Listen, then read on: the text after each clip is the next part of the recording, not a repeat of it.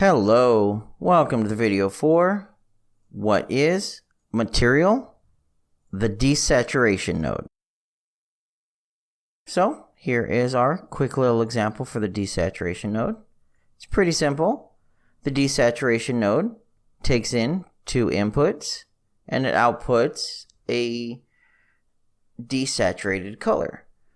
Now, desaturation is basically converting a color more towards the gray variant of that color.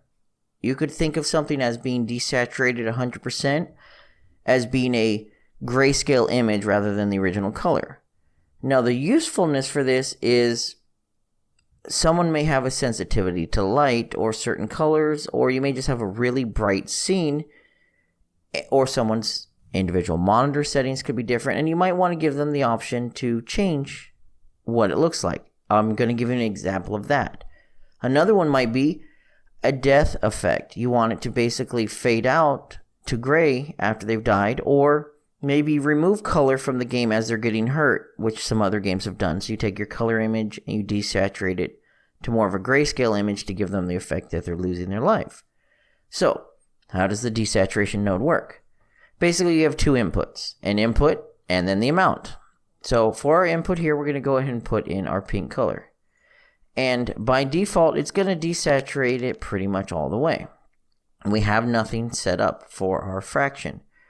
Now you need to plug in a fraction. There is no setting on here to adjust it, and it's slightly annoying.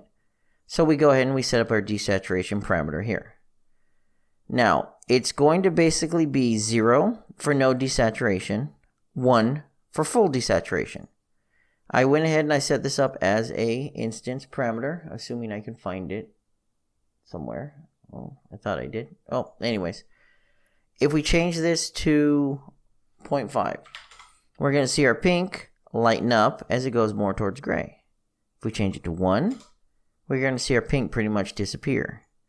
If we make it slightly different, maybe a 0.2, still going to retain the pinkness, but it's going to be a little bit more dull.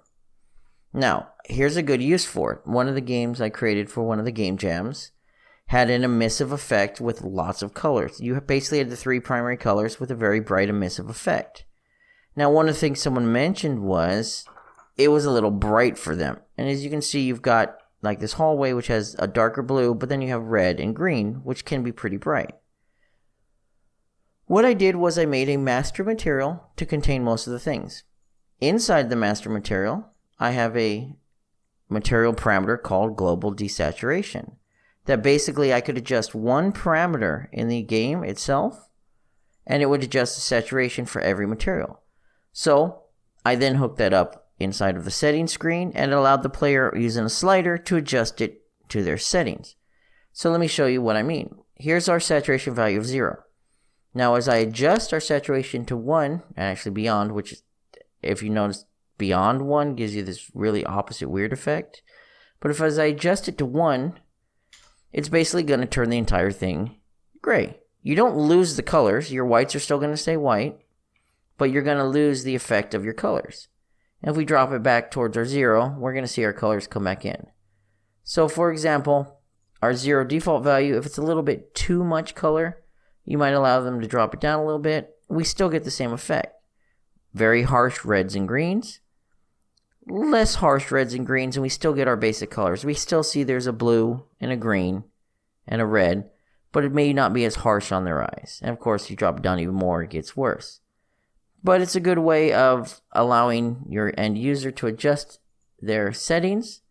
And it also gives you the ability to give special effects by parameterizing it and give them like a death effect or something where it drops it out. So that is what our desaturation node does and is. There is one other setting on it.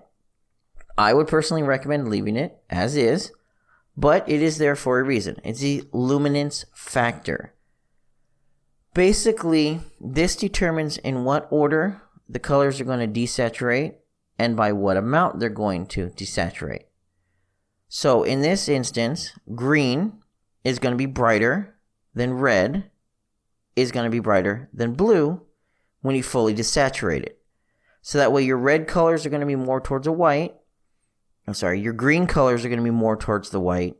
Your red colors are going to be still brighter, but not as bright as the green. And then your blue are going to be your darker. So it still gives you that distinction of your red, green, and blue in your shades of gray. And that is completely adjustable. So that is something to keep in mind. For the most part, these are the normal values. Leave them as is.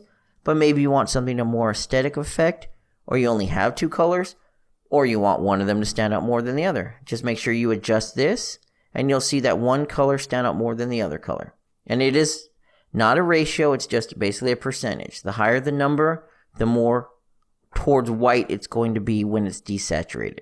So this one's going to be more towards black, 60% towards white, 30% towards white. So that is your desaturation node. If you have any questions or comments, please feel free to leave them below.